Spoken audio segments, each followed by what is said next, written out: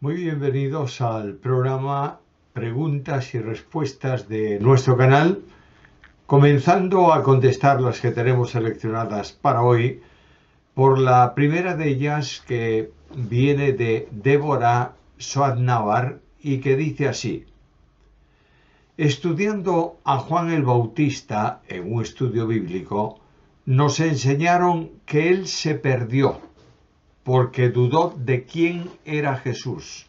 Lucas 7:9. Y por eso lo tildan de rebelde, porque él conoció a Jesús y probablemente se perdió. ¿Es correcta esa afirmación? En absoluto.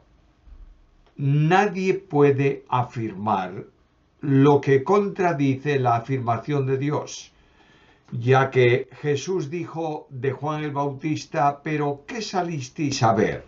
¿A un profeta?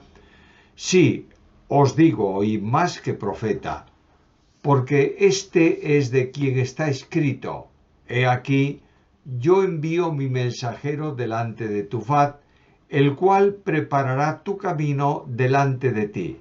De cierto os digo, entre los que nacen de mujer no se ha levantado otro mayor que Juan el Bautista. Evangelio según Juan, capítulo 11, versículos 8 al 11.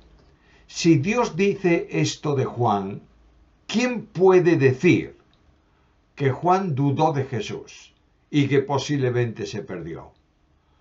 Juan preguntó y envió para que Cristo respondiera a esta pregunta. Envió a los discípulos suyos a Jesús, preguntó si era él el que había de venir, porque todo Israel esperaba un Mesías rey, y se encontró con alguien que no cumplía las expectativas tradicionalmente señaladas para el Mesías. Pero en ningún lugar de la Biblia se dice que Juan dudó de Jesús, y mucho menos afirmar que Juan se perdió, siendo en testimonio de Cristo el mayor de los profetas. Alexander Manrique: se dice que los Salmos 72 y 127 los escribió Salomón. Se le atribuyen a este monarca, pero no hay mucha claridad, pues al leerlos detenidamente parece que fue el rey David quien los escribió para su hijo Salomón. Los dos salmos no son de Salomón, sino para Salomón.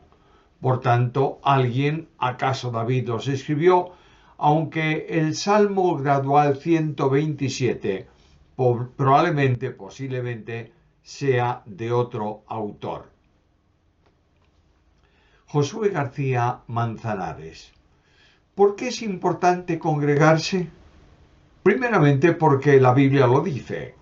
Hebreos 10:25, no dejando de congregaros como algunos tienen por costumbre. En segundo lugar, por el ejemplo de la Iglesia en tiempo de los apóstoles, que se congregaba cada primer día de la semana e inicialmente todos los días concurrían a la reunión en el templo.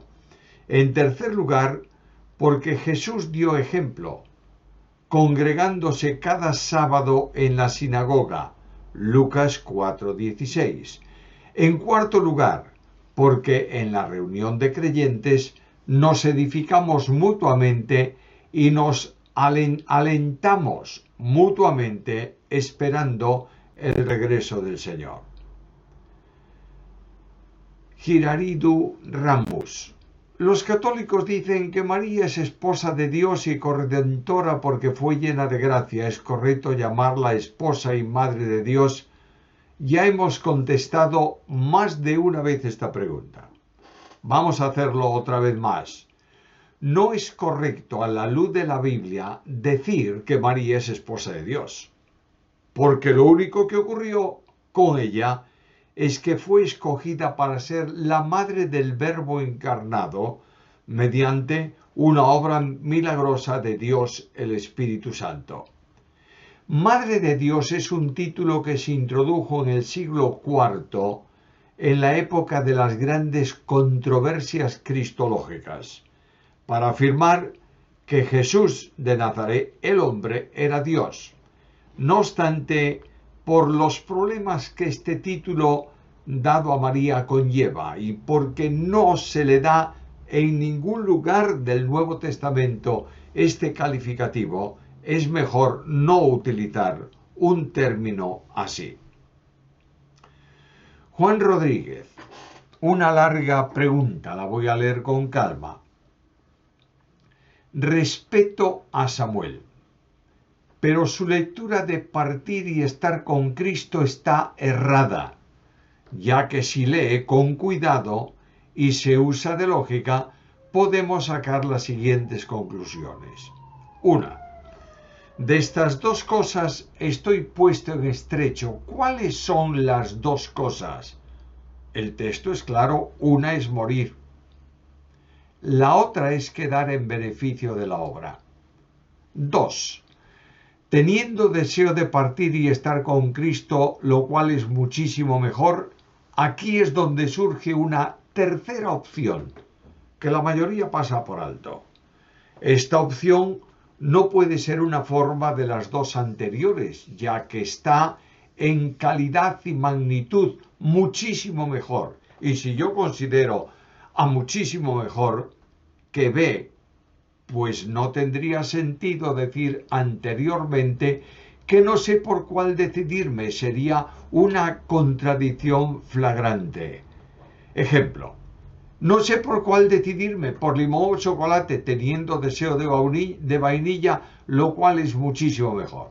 Ahora, Pablo sí que responde a la pregunta de dónde están los creyentes que mueren. Y lo hace de una forma muy clara, amplia, y nos anima a confortarnos los unos a los otros con estas mismas palabras. Esta es la clara enseñanza apostólica.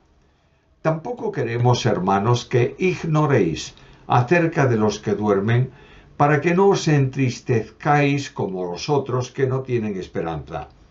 Porque si creemos que Jesús murió y resucitó, así también traerá Dios con Jesús a los que durmieron en él. Por lo cual os decimos esto en palabra del Señor, que nosotros que vivimos, que habremos quedado hasta la venida del Señor, no precederemos a los que durmieron, porque el Señor mismo con voz de mando, con voz de arcángel y con trompeta de Dios descenderá del cielo, y los muertos en Cristo resucitarán primero. Luego nosotros, los que vivimos, los que hayamos quedado, seremos arrebatados juntamente con ellos en las nubes para recibir al Señor en el aire, y así estaremos siempre con el Señor. Por tanto, alentaos unos a otros con estas palabras. Primera a Tesalonicenses 4, 13, 18, Reina Valera 60. Gracias por tu indicación de que mi interpretación está errada. Pero quiero decirte que estás entrando en tu argumentación en lo que yo llamaría una argumentación pseudofilosófica para tratar de demostrar lo indemostrable. Veamos. Es correcto que Pablo estaba puesto en estrecho entre dos cosas. Una, partir de esta vida, y otra, quedar para seguir sirviendo en la obra. El problema está en pretender una tercera opción, que sería estar con Cristo, desligándola de la anterior. El primer grave problema está en el mismo texto, en el que el apóstol no habla de tres cosas, sino de dos. Y dice así, literalmente, porque de ambas cosas estoy puesto en estrecho. Filipenses 1:21. ¿Cuáles son? Una de ellas, partir y estar con Cristo, lo cual es muchísimo mejor. La segunda opción, quedar en la carne como más necesaria, con los sufrimientos y dificultades que comporta. Por consiguiente, amigo mío, no hay tres cosas, sino dos, en el texto castellano y en el texto griego, donde aún es más claro, ya que literalmente traducido palabra a palabra dice, estoy apremiado desde los dos. Es decir, desde las dos, no desde las tres opciones. Hablas de una contradicción a lo que es presentación de dos opciones. Una de ellas conduce a la bendición suprema de estar con Cristo. Toda esta argumentación que tú formulas es incorrecta, por no decir falsa, y la pones delante para negar la conciencia o la consciencia, la realidad de vida, no de dormir, de aquellos que mueren en el Señor.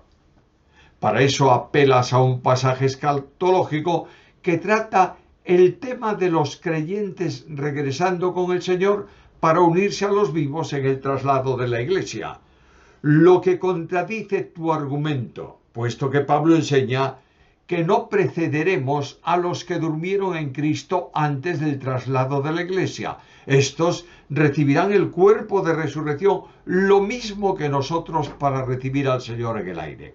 Pero en ningún lugar de ese pasaje se enseña que los muertos en Cristo están en un sueño de letargo del que serán despertados en el traslado de la iglesia, que es por donde tu argumentación circula.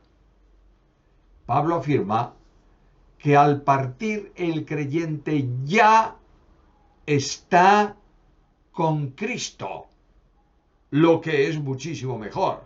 No trates de retorcer el texto, sino afirmar lo que el texto dice. No tuerzas, por favor, las Escrituras para afirmar doctrinas heréticas de sectas no cristianas como Testigos de Jehová, Adventistas, etcétera, etcétera, que hablan de el sueño inconsciente de aquellos que mueren hasta el día de la resurrección. En ningún lugar se enseña tal cosa. Y Pablo dice que cuando él parta de su cuerpo, en el mismo instante estará con Cristo, lo cual es muchísimo mejor. Cristo dijo al ladrón que estaba crucificado con él, de cierto te digo que hoy estarás conmigo, ¿dónde? En el paraíso. ¿Inconsciente o consciente? Es decir, absolutamente consciente en la presencia del Señor. Quiero afirmar contundentemente que el creyente que muere duerme en Cristo, parte de esta vida física y está inmediatamente, instantáneamente presente en la presencia del Señor. Giratiru Ramos. Si Jesús es Dios y mataron al autor de la vida, Hechos 3:15, ¿entonces Dios puede morir? ¿Cómo se puede explicar que murió la naturaleza humana de Jesús? La muerte física solo puede experimentarse desde la dimensión humana. Cristo experimentó primero la muerte espiritual en la cruz y luego entregó su espíritu y murió. El que murió en la cruz era el Verbo encarnado, el autor de la vida, por lo que Pedro alude a esa condición para decir a los judíos que habían matado al autor de la vida, siendo que el Verbo encarnado, autor de la vida, es Dios. No mataron a Dios en su deidad, pero sí le dieron muerte en su humanidad, es decir, dieron muerte a la humanidad del Verbo encarnado, porque para esto había asumido esa naturaleza humana para poder morir. Escucha lo que dice Hebreos 2:14. Así que por cuanto los hijos participaron de carne y sangre, él también participó de lo mismo, para destruir por medio de la muerte al que tenía el imperio de la muerte, esto es, al diablo. Sara, ¿está bien o es aceptable que una iglesia cante canciones de iglesias de no sana doctrina? ¿Y qué de cantar las canciones que ni siquiera nombran algún nombre de Cristo ni de Dios. ¿Es esto el contexto del momento de alabanza en el culto? ¿Qué quieres decir con iglesias de no sana doctrina?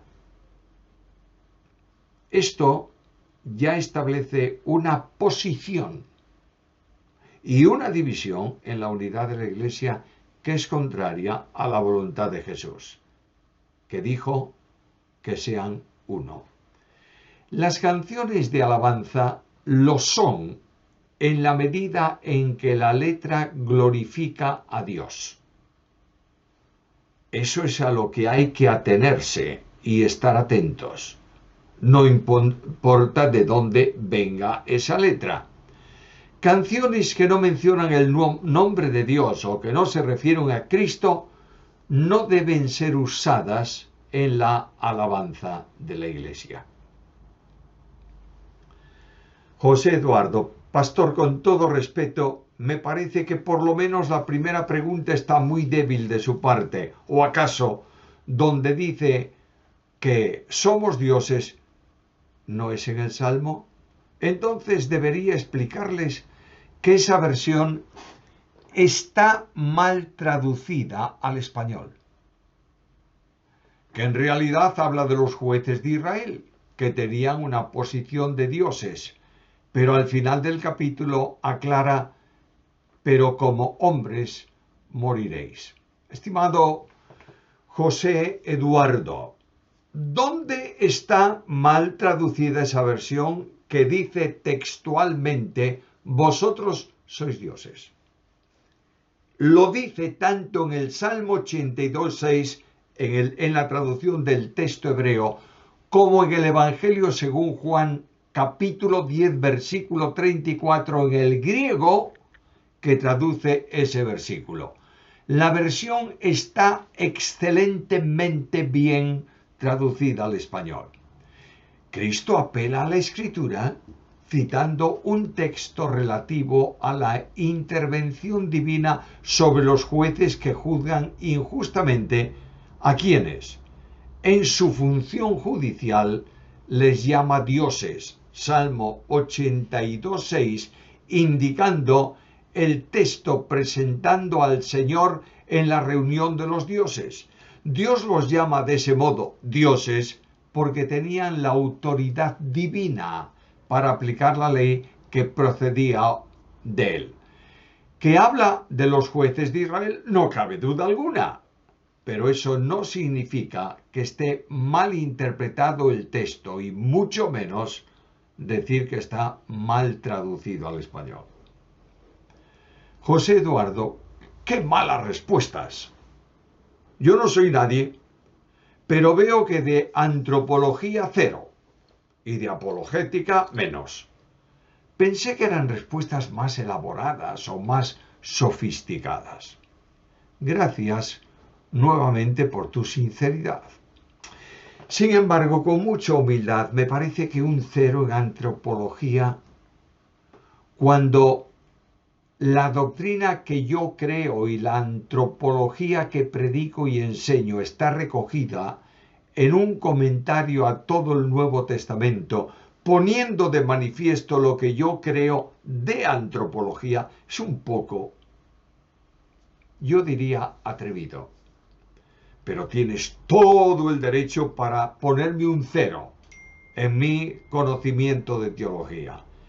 Las preguntas te parecerán poco elaboradas, pero son respuestas a inquietudes de oyentes y no un discurso en una cátedra de teología dogmática o en un curso de exégesis bíblica o también, como decías al principio, de apologética. Por tanto, tomando en cuenta lo que se está haciendo en la respuesta que se está dando y el objetivo de la misma, entiendo que son correctas a los efectos que se buscan. De todas formas, me estimulas a seguir estudiando, a ver si en algún momento puedes darme más de un cero. Yo diría un 1 o un 2 por lo menos, en la calificación de los conocimientos de teología que he recibido de otros, que yo he investigado para confirmarlos y que creo que son teología bíblica. Javier Mejía: ¿por qué solo a la iglesia de Filadelfia se le promete que será librada de la gran tribulación? Algunos predicadores enseñan que solo una porción de la iglesia será arrebatada y la que no se haya perfeccionado en la tierra será dejada en la tierra para que laven sus vestiduras. ¿Es correcta esa interpretación? El llamado rapto parcial no está en ningún lugar del Nuevo Testamento. La iglesia es una unidad que no puede desmembrarse. No puede partirse para experiencias colectivas porque la iglesia es una. El que solo se prometa a la iglesia en Filadelfia que será guardada de la prueba no sirve para afirmar que solo una parte de la iglesia será trasladada. En segundo lugar, la iglesia no se perfecciona por tribulación, sino por la acción del Espíritu Santo y la enseñanza y aceptación de la palabra. No hay tampoco ninguna enseñanza bíblica que afirme que la iglesia será dejada en la tierra para que laven sus vestiduras. ¿Es que tienen que salvarse progresivamente o no son limpios por la regeneración en el Espíritu Santo? El salvo es salvo y es santificado desde el instante en que cree. Antonio Fernández Heredia: ¿qué opina de la Biblia Reina Valera Gómez 2010, comparándola con la nueva versión internacional? Mira, la versión Reina Valera Gómez es una revisión de la Reina Valera de 1909, hecha por el doctor Humberto Gómez Caballero, que se presenta a sí mismo como bautista fundamental independiente. Es una revisión que solo tiene en cuenta el texto Receptus. Es también lo más sorprendente, una dependencia del texto inglés King James, que es la que el revisor de la versión que tú acabas de mencionar considera como la única preservada por Dios en el idioma inglés. Esta persona está alineada con la ideología que los ingleses llaman solo King James. Por mi parte, a nivel personal, no recomiendo una versión de este tipo por las connotaciones que tiene. Elmer Ajín: ¿qué significa el texto en Apocalipsis 3:20? ¿Es una puerta literal o del corazón? ¿Qué libro me recomiendas de soteriología y de discipular? No cabe duda que cuando Jesús dice estoy a la puerta y llamo, no puede ser la puerta literal de la iglesia en la Odisea, sino la puerta espiritual de la aceptación que cada creyente debe tener para el Señor. En cuanto a libros de soteriología, te mencionaré Doctrinas de la Gracia, de Francisco Lacueva, La persona y la obra de Jesucristo, de Francisco Lacueva, La aurora de la redención del mundo, de Eric Sauer. Hay otros muchos más, pero estos son excelentes. Y para discipulado hay una multitud de libros, algunos mejores, otros no tan buenos, pero creo que para discipular a una persona lo que es necesario es enseñarle, como dice Jesús, todo lo que os he mandado, y Él está con nosotros en esa misión hasta el fin del mundo. Pablo Juárez: he escuchado una nueva doctrina, aunque por lo que he investigado no es nueva, sino que está tomando fuerza, la maternidad del Espíritu Santo, que dice que el Espíritu Santo es una mujer y nuestra Madre Celestial.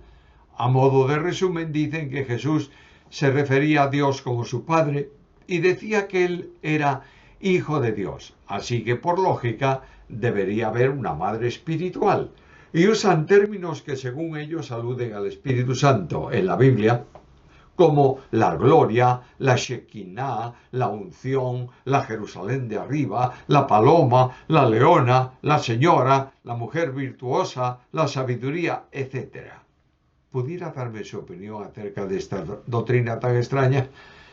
Ya se ha contestado a esta pregunta. Todo está vinculado con la corriente de ideología de género. Todo cuanto se afirma sobre la feminidad del Espíritu Santo no es bíblico e incluso cae en una ofensa directa a la santísima persona de Dios el Espíritu Santo. Chelo Maya, ¿qué me puede decir si cada uno tiene una pareja que Dios ya diseñó? Tu pareja idónea, y si no es así, si uno le pide a Dios que la elija, ¿puede ser eso o tiene que ser nuestra elección? El determinismo no es bíblico. Dios establece para cada creyente que se case, si así lo desea, pero que sea en el Señor. Él establece las medidas que acabo de mencionar y tú eliges a la mujer que las cumple o al marido que también las cumple. Hugo Osuna, en cuanto a la pregunta sobre la omnipresencia de Jesús, usted utiliza Juan 1:18 respecto a que se habla de que Jesús está en el seno del Padre y da a entender en su explicación que eso se está diciendo mientras Jesús está aquí en la tierra. Pero esa parte del libro de Juan es introducción que Juan hace antes de empezar como tal el relato, lo cual hace que ese versículo no demuestre que Jesús está al mismo tiempo en el seno del Padre mientras está también en la tierra. ¿Estoy en lo correcto?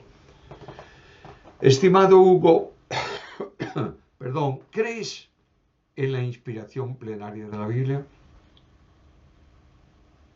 ¿Hay alguna parte del Evangelio, según Juan, que no sea inspirada? Cuando el apóstol escribe, todo lo que escribe en el Evangelio lo hace bajo el control e inspiración del Espíritu Santo. Por tanto, no hay nada que Juan diga en el prólogo del Evangelio que no tenga que ver con la verdad de la omnipresencia de Dios en Cristo. Que mientras en su humanidad está en la tierra, en su deidad está como Hijo de Dios, está en el seno del Padre, en la eterna concepción que el Padre hace del Verbo. Manuel Pérez Santaella, ¿qué opinas de las congregaciones que hablan en lenguas angelicales? Supongo que saben a lo que me refiero, lenguas totalmente incongruentes y sin sentido. Conozco a creyentes realmente piadosos que aman al Señor, pero también hablan dichas lenguas. Creo que lo hacen por mera sugestión y que Dios pasa por alto este asunto. ¿Qué cree usted acerca de esto? Lo primero, hay que preguntarles qué son lenguas angelicales.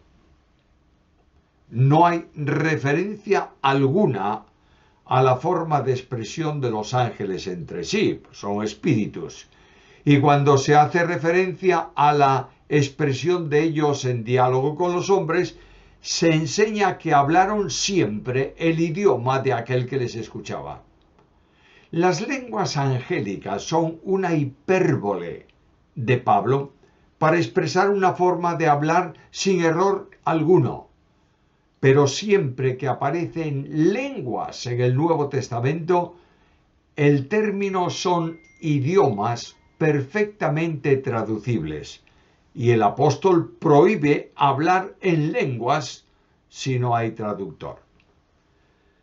Esmeralda García, ¿qué opina acerca del cuarto trono a la humanidad de Cristo? ¿Existe ese cuarto trono?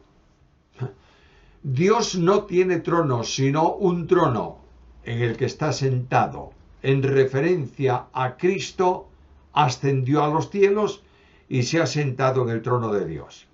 ¿De dónde se saca semejante afirmación de un cuarto trono? Dejemos de oír voces que no están tomadas de la Biblia.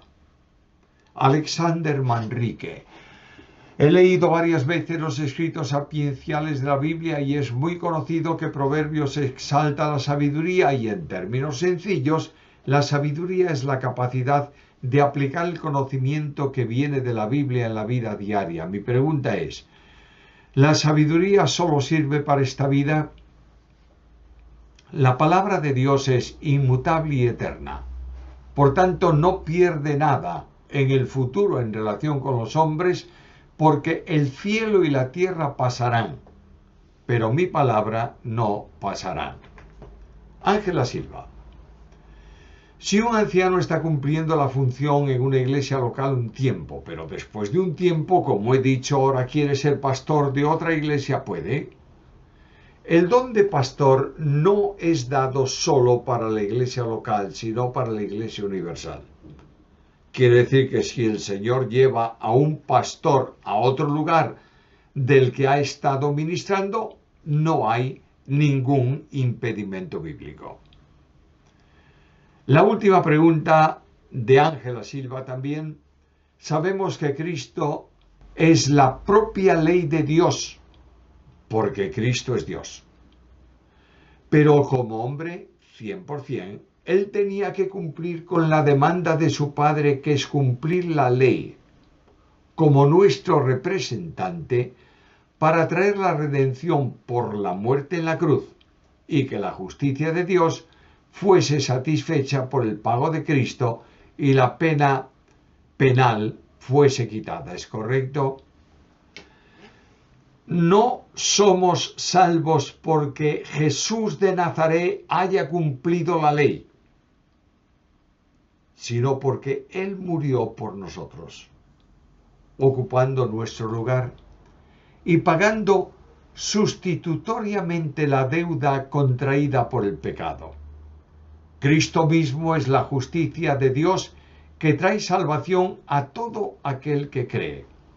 En cuanto al cumplimiento de la ley, se aprecia que nadie podía redarguirle de pecado, por cuanto no hizo nunca maldad ni hubo engaño en su boca. Pero dejemos de pensar que el cumplimiento de la ley tenía que ser realizado para poder salvar a los pecadores. Dios salva al hombre que cree en Cristo por la obra expiatoria, sustitutoria, salvadora de su Hijo Jesucristo, nuestro Señor. Con esto terminamos el programa de hoy. Invitamos a todos a estar presentes en el siguiente y a que invitéis a otros a sintonizar nuestro canal y suscribirse a él para recibir los avisos de los temas que estamos dando semanalmente. Gracias por vuestra atención.